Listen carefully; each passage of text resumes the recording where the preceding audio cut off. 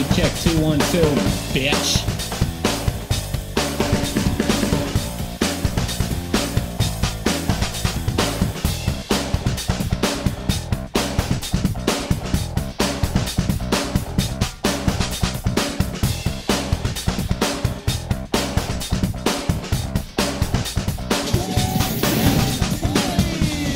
The audacity of Dennis Smith.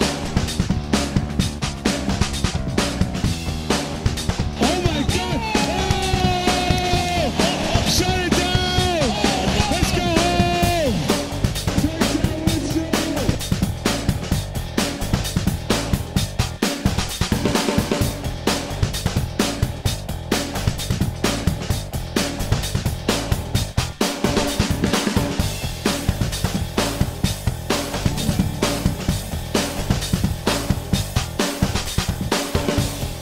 Hey, this is Dark Avenue, and remember, every legend was once a prospect. What is up, guys? It is I, DDP, back with another Mavs pregame show for you. It is, what, October 14th? Is that right? October 14th. I know my day of the week. That's actually really bad, too, because I even had the date on the card before I went live, so I literally stared at it for like 3 minutes and then was still caught off guard by what the actual day was. Shows where my mind has been today. I've been a little all over the place mentally, but I did manage to put out not one but two new articles today for Dallas Sports Fanatic. A Mavericks article and a Cowboys article, so at least half of that should interest you guys. And the subject of this video is actually what I wrote about today, expounded on a little bit from the quick little live video I did with you guys yesterday around this time, talking about the DeAndre Jordan report. So, shout out in the house. First, let's hit up Young Onyx, first in the house. Gle. Usually Gle's the guy that's first in the house, but you know what? Close second. Still right there on notification squad, so I got you, Gle. Elite Bro, what up? Can't catch him, as always. Kenneth Haynes, what's up? Some new faces in here. Hey, Barry, what's up? Isaiah Hunt, what's up? Tan, what's up, Tam? Anthony Lusk, man, we got a packed house in here already. Already 22 people in here. That's what's up. Let's see, Big Homie from the D. This might be a good thing. Gives us time to rally around. Yes, yes. Finally get a chance to listen live. Oh, perfect. What time is it where you are? Is it just... I'm just curious if it's something where there's some adjustment that I can make to accommodate that a little better. If it's something I can do, I will, for sure. I knew this news was fake, says Isaiah. After Katie got in this drama on the bench, he walked away and said, that's why I'm out. All right. Interesting, interesting. So, here we are. Let's talk a little bit of Mavericks here. Now, no, Kenneth, you're not a new face. I'm addressing, like, some of the new faces for the live stream chat in general. No, by no means am I casting dispersions about your listenership by any means, or viewership in this case. But 3 p.m. California. Gotcha. So, yes, let's take a look at the story. I talked about it a little bit yesterday. I'm actually trying to slow down, not try and sprint through everything I got to say. I talked about it with you guys yesterday after I got off work. I had an appointment I had to go to, so you had that awesome, and I say that with total sarcasm, awesome video of me trying to live stream while driving around town. That was not the best quality for a stream that I've had, and to be honest with you, I was tempted after I got home and actually watched it back to actually like just delete the stream, and then I was like, because I was afraid it was setting a bad first impression for potential new viewers to the channel, thinking like that was the level of quality I could bring, which is to say not much. But by itself, I think there are maybe some rare occasions that's okay. But what we talked about a little bit yesterday, this was right on the heels of the story breaking. We had ESPN's Tim McMahon, spent years with ESPN Dallas, probably knows the Mavs about as well as a media member can this side of Mark Stein, I would guess. He had this report that came out basically saying that a source within the Mavericks organization pretty much said that the other players, that DeAndre Jordan has rubbed his Maverick teammates the wrong way, that he's being viewed as selfish in his play, and specifically it called to the shoving Luka out of the way for a rebound. I don't know that it was a shove out of the way. The more I watch it, the more I think, well, he's definitely stole the board, there's no doubt, but I don't think he like forearm shivered Luka out of the way for it. But regardless, it was interesting to watch that kind of blow up late yesterday afternoon, and by that evening, after I had already wrapped up the show with you guys, we had an update from Dennis Smith Jr. He goes on Instagram and posts a photo of him and DeAndre on the court side by side, basically saying, "That news be fake," I believe. That is my quote with zero attempt at an imitation, and it just made me sound probably 3 shades even wider than normal. So, yeah, I'm going to stand by that. But yes, so he backs up DeAndre Jordan, says, nope, fake news, don't worry about it. And shortly after he posts that, you have several teammates chime in. You have guys like Dorian Finney-Smith, Kostas, Ray Spalding, Jalen Brunson, Luka, Dwight Powell. DeAndre himself liked it. But you got, roughly half the locker room at least that I saw at the time. I'm sure maybe a couple more have trickled in since then. All saying the same thing, or all throwing support behind the notion, which is to say, like, nope, we're tight-knit here. That news is fake. We're a family. Cool. I have no problem with that, but here's why I'm tempted to...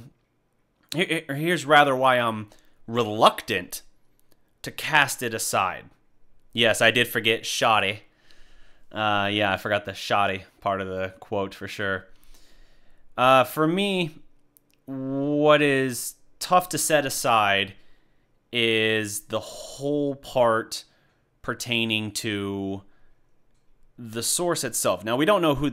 in the locker room, we don't know who the source is. But it came from Tim McMahon, who I know is very well connected with the Mavericks. Now, he's moved on. He covers the NBA as a whole now. You'll see him covering the Rockets. Sometimes you'll see him covering other teams too. He's not just the Mavericks anymore like he used to be. If you recall, a couple of years ago, Cuban threw a fit because they were moving McMahon, ESPN was, to their national coverage of the NBA as opposed to just in the Dallas area. Cuban threw a fit, initially took away his media credentials or something, like ESPN's in general, and the league basically had to threaten to get involved for Cuban to do it. And Cuban was basically just trying to force them to, like, not suddenly leave. Like, he still wanted ESPN guys in the locker room. So that was how he was trying to get that done. So my point is, McMahon is well established and dialed in within the Mavericks locker room and organization.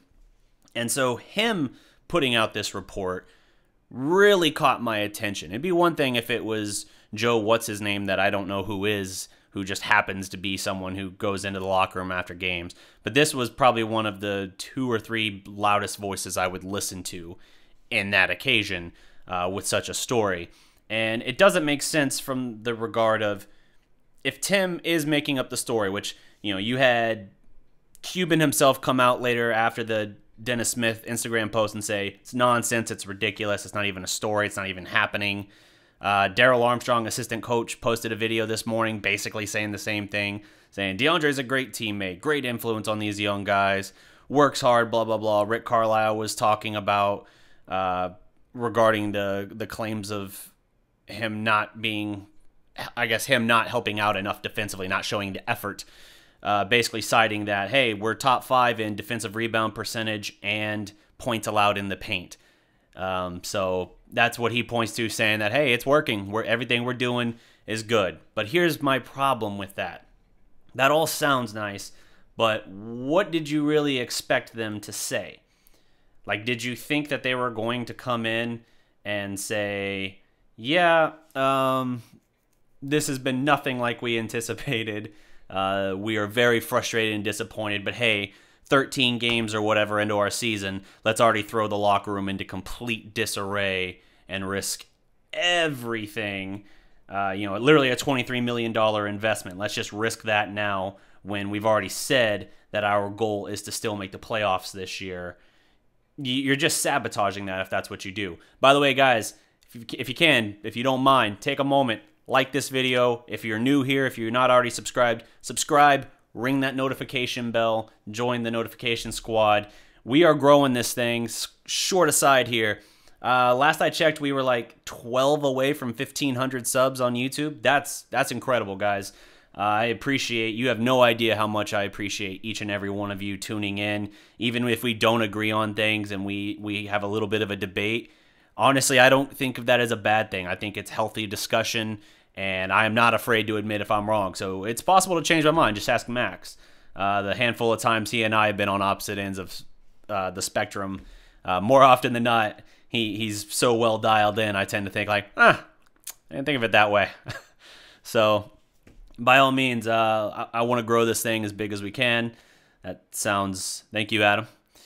Grow this thing as big as we can. That just sounds more suggestive than I was going for, but you know, whatever works for you.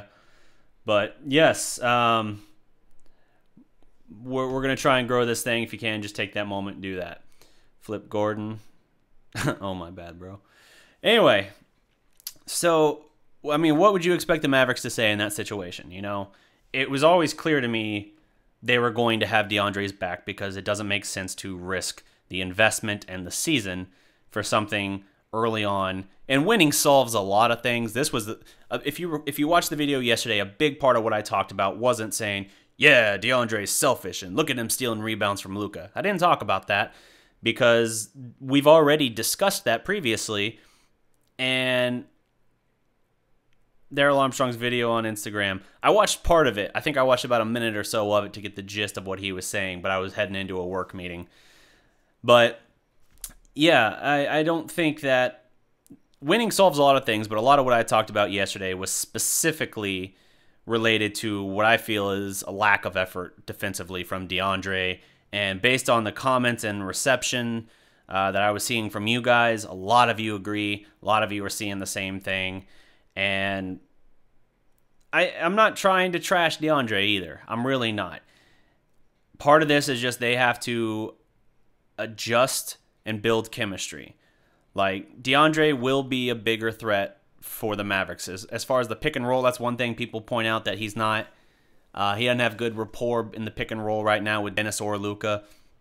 If you recall, Dwight Powell didn't used to have great rapport with Devin or JJ Barea, but that was basically like the main thing they worked on last year was like the specific timing. Like, okay, when the defender reacts this way coming off the pick and roll, you roll this way and about this tempo. And you build that chemistry, you build that rapport, and it gets stronger. And now Dwight Powell is probably one of the best rim-running pick-and-roll threats in the league, I would say. Imagine if he was as big as DeAndre, you know? And we've seen DeAndre do it over the course of his whole career. So if they give him time, with these young guys, we'll see, one, the turnovers cut down a little bit, and two, more effectiveness out of DeAndre Jordan in that aspect of his game. And, who knows? Maybe that'll help him be a little more engaged. I'm not making excuses saying all the times that he doesn't contest shot attempts in the lane or off the pick and roll, like his man sets the screen, whether it be Gobert, who he'll face up with again tonight, whether it's that person setting the screen and then like Mitchell coming off the screen and him making no effort to put a hand up even. That's unacceptable, but human nature says if you're more involved in things like the offense, if you're getting those thunderous alley-oop dunks in his case, maybe it dials him in a little bit more and he can be more productive for the team. So all things to consider, but the article I wrote today, I don't think it's actually posted yet, but it will be up first thing in the morning on theDallasProspect.com, and it'll eventually make its way some point. Could be tonight, could be the morning. I never know with some of my Mavs content how quickly they actually post it. But that's the premise of it, is basically saying, yes, the Mavericks are, circling the wagons internally. You have literally players, like pretty much the whole team, the coaching staff, and even the owner saying this is not a real story. Okay, but what do you expect them to say? And then, like I said, you look at Tim McMahon. he covers the entire NBA for ESPN. He was covering the Carmelo waived thing in Houston, which hasn't officially happened yet. But, I mean, he's been on the scene for that. He's been in the past at Warriors games talking about that stuff. There's plenty for him to write about. It's not like he sat there and said, haven't written anything interesting in a while. I better make sure that I'm not, like, let go in the next week. Mavericks, okay. That Luka freeze-out story from, like, 2 weeks ago? Yes, let's stir something more up with that. That's not my experience with Tim McMahon at all. I've had a handful of interactions with him from years past when I covered the team for ProjectShanks.com. Probably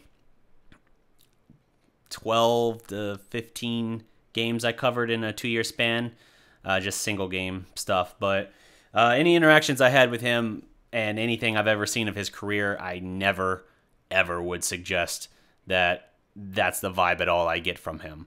So, again, we'll see. If they win, this will go away. And that's kind of what I mentioned in the article, not to give away my article. But if they win, things will go away. The story will kind of fade into the background, and it'll largely be forgotten. They've won 3 out of 4, and that's why the Luka freeze-out story kind of quieted down. So if they keep winning, it'll die down. If they lose, then I guarantee you it's going to kick up and continue. So you just have to see what it is that they're going to do, what adjustments they can make, and that's just it. Marcus, it could be a rabbit hole. It absolutely could be, you know? And if they keep losing, then maybe this rears its head again, and suddenly we find out that there's 12 extra layers of BS involved with this, and there's some crazy story like some of the junk you hear around the league where it's like, this guy slept with this guy's girlfriend and blah, blah, blah. You know what I mean? Like, it just depends. There have been insane things happening in the league. Hell, look at the Mavericks in the 90s with Jason Kidd, Jamal Mashburn, and Jackson. So, just got to see. This won't go away from me unless DeAndre starts trying. Agreed. And again, that's why yesterday in my video, that was what I tried to make a lot of the discussion about. I said, hey, this is problematic over here if true, but there's not near enough for us to base anything off of for this just yet. But let's pivot to what we can see with our own eyes over here as far as his effort on the court and things of that nature. That we can absolutely talk to and speak to. And so that's what we focused on most of the stream yesterday. Also interesting as well for the Mavericks to claim that this is a fake story, fake news, and all of that. So you got Tim McMahon, a very, very highly respected journalist who's covered the Mavericks for a number of years. Now he covers the NBA in the whole. Wow, that's sexual. That's a nope. That's a nope. That's no good. And so he covers the NBA as a whole. You know, on the heels of that other one, that still feels dirty to me somehow. Kenny Omega. I missed some context for how we got onto New Japan Pro Wrestling. But he covers them. He has this source that says this. I'm interested because I want to see where it goes, but I'm hoping this doesn't blow up. Like, I want it to go away, but I am kind of fascinated to hear what more brought this up. Additionally, when the discussion was out there regarding the quote-unquote freeze-out, the discussion was had as well by Jean-Jacques Taylor of ESPN Radio in Dallas. And he's not a Mavs guy. He covers Cowboys. But he claimed on their show, their morning show, I don't know what it's called now. They used to have Will Chambers when he was there as well.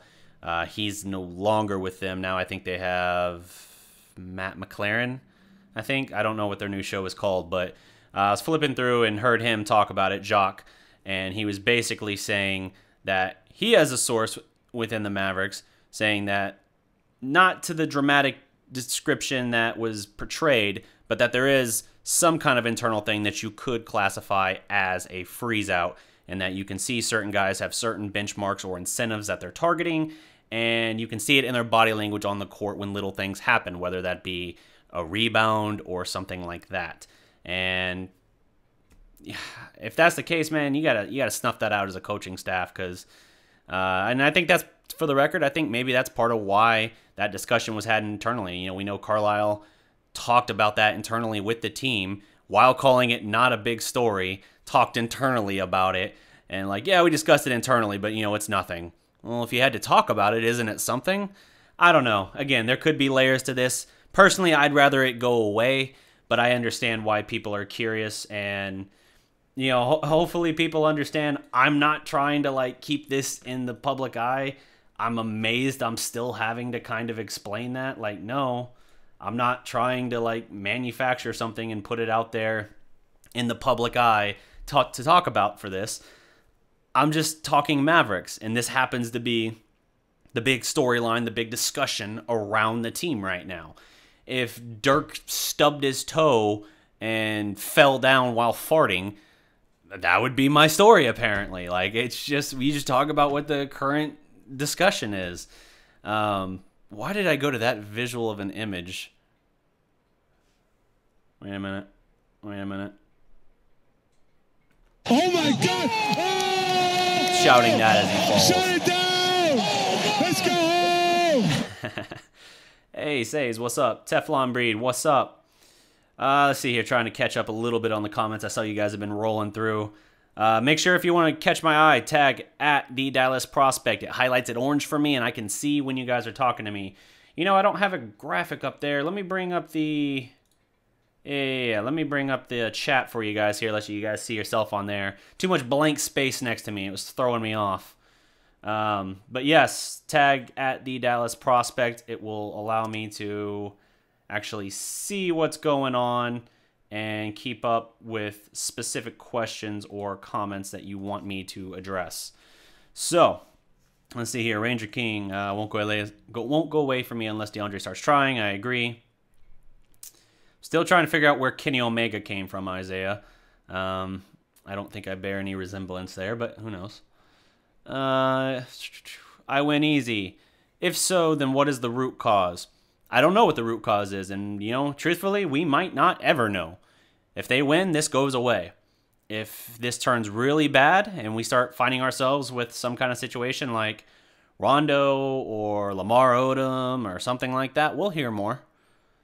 Speaking of the craziness that goes on in locker rooms, when Lamar Odom was here, I mean, this is just what I think I heard it from him in an interview at some point after he, like, got out of his coma or something, that when he started going off the rails for his NBA career, like when he was in Dallas, he put it, he was, like, literally doing coke in the Mavericks locker room or something. So craziness there to show you how weird and deep some of these holes can go. And again, unfortunate phrasing after talking about Lamar Odom going basically comatose in a brothel. Glad you made it, Lamar, that you didn't die. That's good. I'm trying to think of a way to phrase this where I don't come across sounding like an a-hole, but I feel like I've already gone too far down that road unintentionally. I wouldn't be surprised if it's a one-sided leak from Salah because he's salty about minutes. That would be hysterical. We're getting that win tonight. Yes! So, let's talk about tonight's game.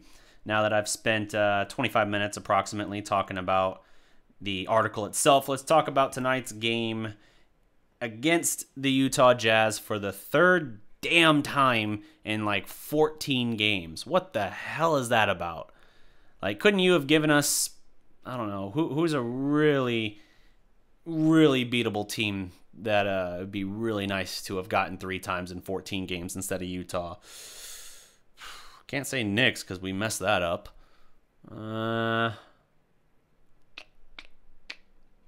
Cleveland. Why couldn't we have had Cleveland 3 times in 14? You're not going to get them 3 times, period, because of the Eastern Conference. Minnesota, they're a train wreck right now. Maybe they'll get a little better now that Jimmy got dealt. But yes, so the Jazz are 7-6 overall. Dallas 5-8, having won 3 of its last 4. Maybe Dallas can get back on track. It'd be really nice to see them get a good win against a team that I still think is quite good. I do think, even though Utah is 1 game over 500, I do think that they are a good team. They just have had their issues early in the year. And, you know, when Dallas faced them last time, they were hungry as hell. I don't think they had won a home game yet when Dallas faced them at Utah this last time. Adam Cole, baby. I don't think that they had even won a home game yet. So at the time, and it was something crazy too, like a 3-game skid for them. Like, they were pissed off and hungry, and they pretty much beat our noses in. Our noses in? I'm glad I said in and not off, because these euphemisms just don't get better the more I unintentionally go back to that. Oh boy, at some point I'm going to have to actually make a mental note to avoid those. So, Dallas definitely owes them a little bit of a beating, and I'm curious to see what they can do. Luka wasn't amazing against Chicago in the last win. In fact, none of the starters were. I'm pretty sure every starter posted a plus-minus score. And I think it was that way, too, the game before that they won as well, where maybe it was like 3 of the 5 starters in that case. But the bench has been really strong the last 2 games, and that gives them a chance to do a little something, build on what they're working with. And if they can defend, and if DeAndre is engaged, like on the court engaged, not like engaged like ha-ring, then maybe they can get Utah back. But I got to see how they defend. The last 2 games, they've held opponents under 100 points, but that's awesome. Don't get me wrong, that's awesome. But if I want to be negative about it, or if I want to nitpick it, I should say, Thunder didn't have Russell Westbrook, and even Chicago was missing some key parts. So in both of those wins, you could say, yeah, but, and I don't want to say that, but that is something to consider as well. I don't know of any critical injuries Utah has at this time. Donovan Mitchell played in the last time in Utah when we faced them. Played through an ankle injury that, watching him play, you could not tell he was dealing with an ankle injury. And I don't think he's missed any time since then, so I think they're good. Let's see here. Luka will get Rookie of the Year. I told you earlier this year, and he's showing up, bro. Luka did... Now, yeah, I said that earlier. Luka's numbers weren't impressive in that game, and I think it was like 11 points, which is his lowest of the season, other than the debut in Phoenix, where he had 10 points. But he still found ways to make some trademark highlight plays. The spin cycle, step back behind the screen, deep 3 he hit. I think I shared that as well. That was a huge play. And, hey... Give some credit to Dennis Smith Jr., man. Late in that game, he was hitting big shots. Pull-up jumpers, doing work. Again, as Max would tell you, catch and shoot, Dennis Smith Jr. has been lights out this year. So, I know those weren't catch and shoot. Just saying in general, the kid, he's a little more inconsistent than Luka generally is, but he's got a future, and it's important to remember that and to just be a little bit more patient with him. He's 20 years old, and he is a raw athletic freak. If you just give him a little time to refine it, I think you'll really have something. Burn it down. You're just hitting all the wrestling references. You want to burn it down? Here. Burn it down! Hopefully that wasn't too deafening for you guys. But yes, absolutely.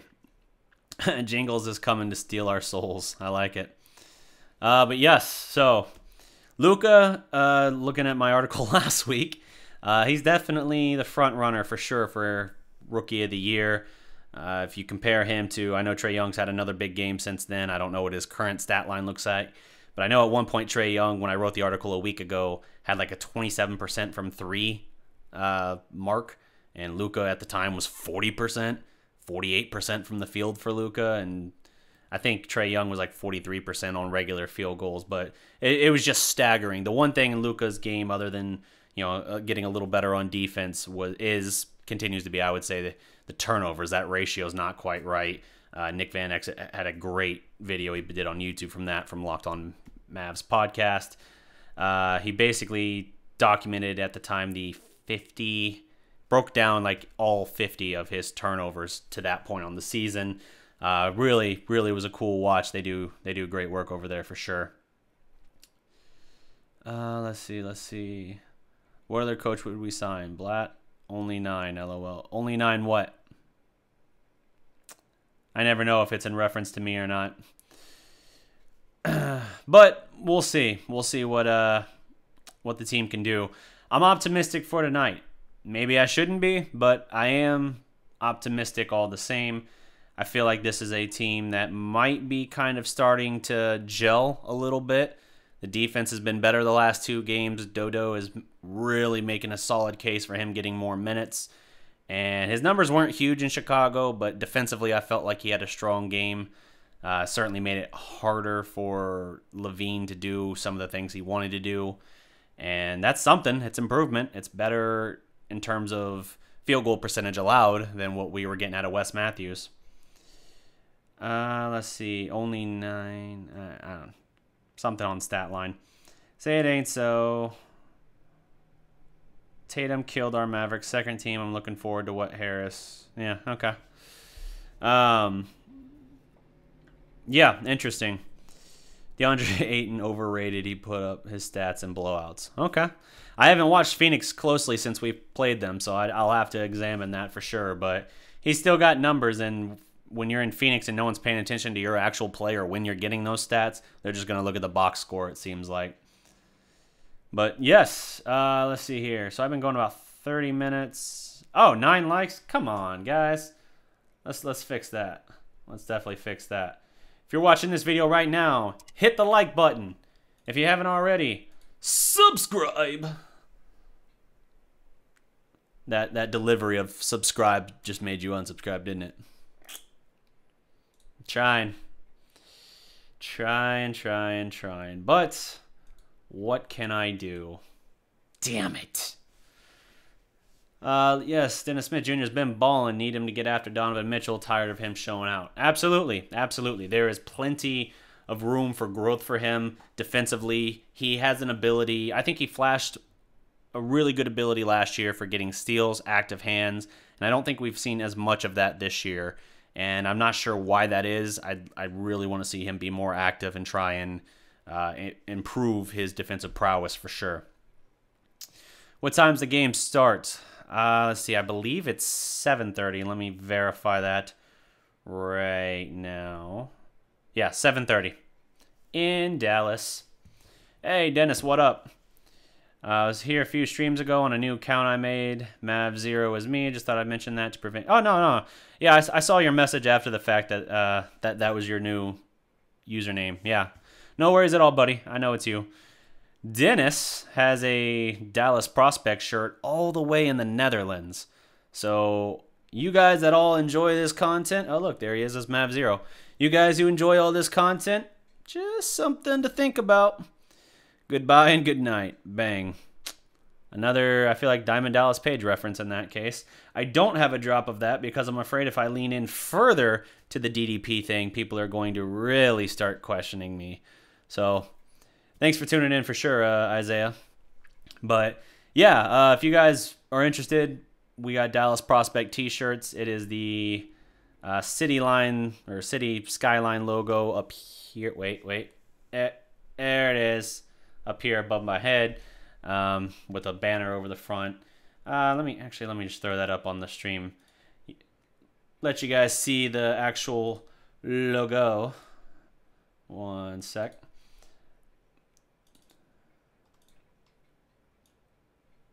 Here, I'll put it right over my face because that's good sticker placement.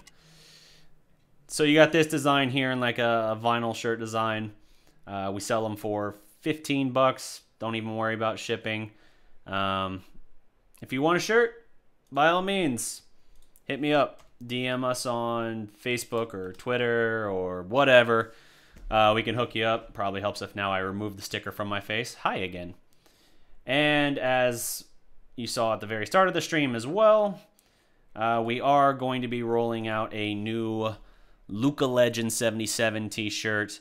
That is my and my friend Jacob Taylor's design, and we're going to be rolling those out as well here in the near future. Those will be screen printed, however, so as I'll let you know when I got those set up. But let's see. Woo! 51 of you guys. All right, that's what's up. So if you guys got questions, hit me up with those questions real quick.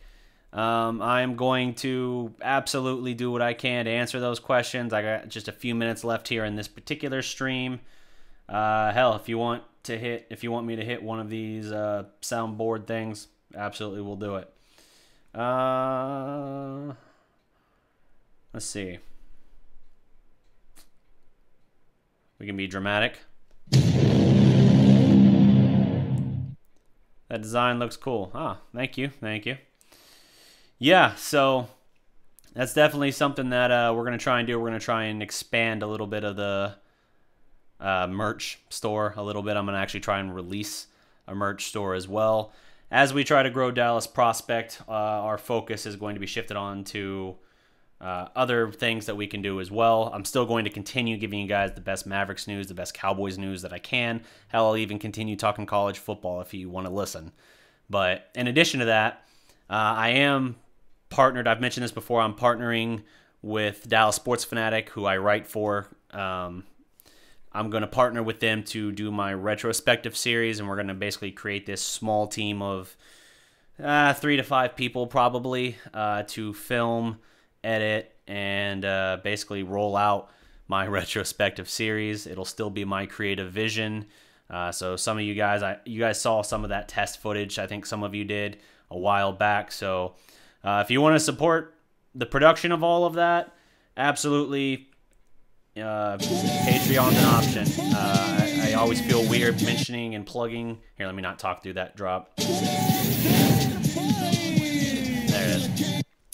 I always feel weird asking, pitching, the ways that you guys can donate or support Dallas Prospect, but literally anything that comes in, whether it be a super chat or Patreon donation or support, whatever, every bit of that goes towards the production of these retrospectives and just equipment and things like that to make these shows better. So if you're curious how you can help us grow, that's a way to do it. Dallas Prospect is literally just me, a one-man operation.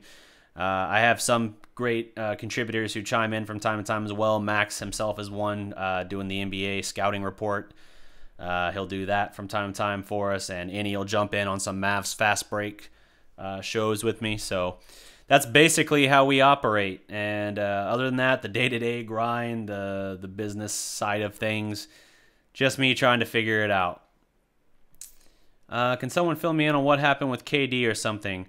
He had a spat with Draymond Green, and it was, I don't know all the specifics of what was said, but basically Draymond Green made a boneheaded play that cost them a chance to win the game in regulation, and then called out KD on his looming free agency or something, and the argument and spat spilled into the locker room, at which point Draymond was suspended like 2 games or something without pay. I don't know. I don't pay much attention to Kevin Durant. That's just the little snippets I've been unable to avoid. I'm going to let you know, bro, I need 2 shirts. Okay. Yeah, Barry, if you want. Which shirts, out of curiosity? If it's the Luka Doncic ones, I got to get those produced first. Again, those are coming soon. If it's just regular Dallas Prospect shirts, hit me up. Those are for sale right now. I've worn them. Any, and Max has one. So does Dennis, again, in the Netherlands. So yeah, if you're interested in some merch, hit me up. KD wanted the ball. Draymond said, "The hell with you. Case closed." I like it.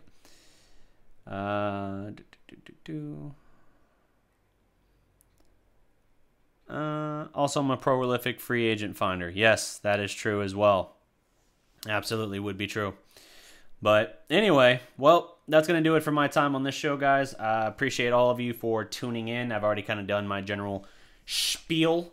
Let me see. I'm curious what the sub count is, just because I know we were really close, and I'm really excited about us getting to 1,500. We've had a sudden surge in the last couple weeks, so I'm curious how close to that we are. We are at 1,490, so we are 10 subscribers away from 1,500.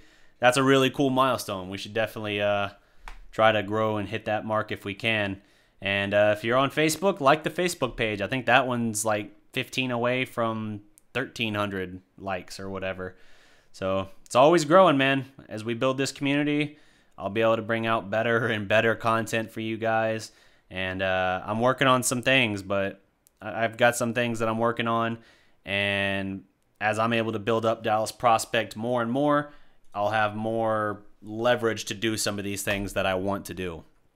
So thanks for tuning in. Let's watch this Mavs game here in a couple hours. And until next time, guys, remember, wait, let me get the card ready. There it is. Every legend was once a prospect. Salute.